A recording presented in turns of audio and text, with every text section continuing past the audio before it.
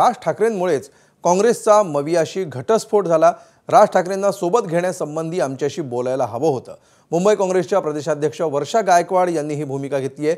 शरद पवारांना भेटून आल्यानंतर वर्षा गायकवाड आक्रमक झाल्याचं दिसलं। दोन्ही भाऊ एकत्र आले तर त्यांना शुभेच्छाच आहेत असंही गायकवाडांनी म्हटलंय। संजय राऊत 2 महिन्यांपूर्वी स्वबळावर लढण्यासंबंधी बोलले असंही त्यांनी म्हटलंय। त्यामुळे आज आमची खूप चांगली चर्चा झालेली आणि आमची नैसर्गिक सातत्याने असलेली आमची अलायन्स आहे।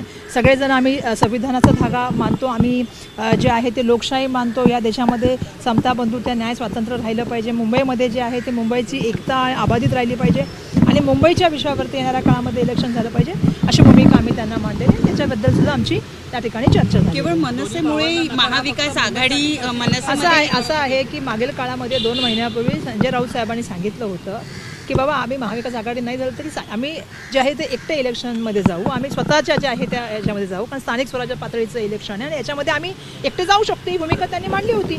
आणि सातत्याने 2 महिन्यापासून मी जसं काल पण सांगितलं की दोन्ही भावांनी एकत्र आले त्यामुळे त्यांना आम्हाला शुभेच्छा देतो।